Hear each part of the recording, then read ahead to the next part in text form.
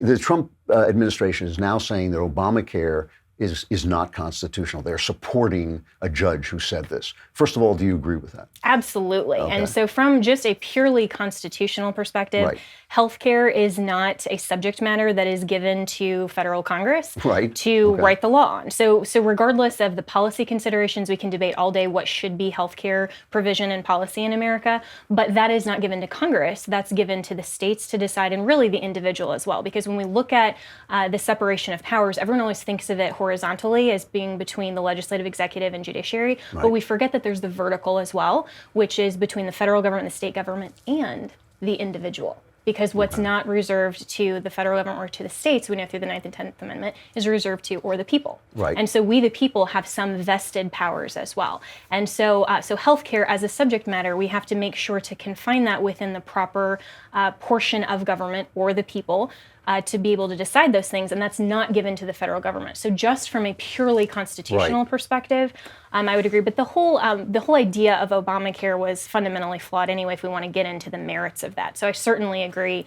with the administration on that front. Well, I mean, they already found it constitutional, and now basically the argument is, well, we got rid of the mandate, so what? I mean, what is the argument? That now that the mandate's gone, it's less constitutional than it was before? Well, that was really how Chief Justice Roberts justified his opinion back in the Obamacare decision, was to say that because it was the individual mandate, then that can be a tax, which then that goes into the federal government's side. So he justified it as being able to be a regulatory power based on the individual mandate. So if you get rid of that, then you get rid of his justification for it, which is why everyone's saying now that was really the Achilles heel of Obamacare. I see. Okay. So now, politically, all the wise sachems in the media are saying, oh, what a mistake Donald Trump has made. He's just gotten cleared by Mueller. He's riding high. Why would he go and attack poor people's health care? Because people kind of like Obamacare now. They've kind of gotten used to it. I mean, what people like is what's going on.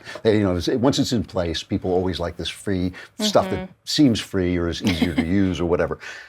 Is he making a political mistake here? Not at all. And one of the things that why I really support Donald Trump, and I think he's been an amazing president, is because he gets things done. Right. And so he's not going to just ride the Mueller wave and say, we're going to then rest on our laurels. He has gotten more done in the first 2 years for conservative policy than most presidents would do in 8 years. Yep. And so I think that this is just being consistent with what he's always done for the past 2+ years, which is to just continue with his agenda, get that going, and it doesn't matter what's in the news cycle. Certainly he'll rant about that on Twitter. I happen to love his Twitter feed. I think it's an amazing distraction for the media. I think it's hilarious. But I think he's just continuing on with what he would have done regardless if the report dropped this weekend or not. And so when he said that the Republicans are going to be the party of healthcare, you have any idea what he's talking about?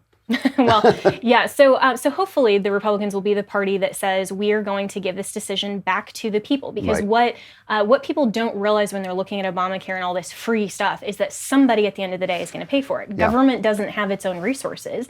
They have to take from the people. So either we're going to collectively pay a tax, and I'm going to end up, if I don't need as much health care as the next guy, then I'm going to end up paying more because we're all, and that's what socialism does, right? And so when you have a single payer health care, that's ultimately the result. And I also think that the Democrats are pushing for single-payer health care because they want government-funded abortion. That's really the bottom line of what they're driving at. Really?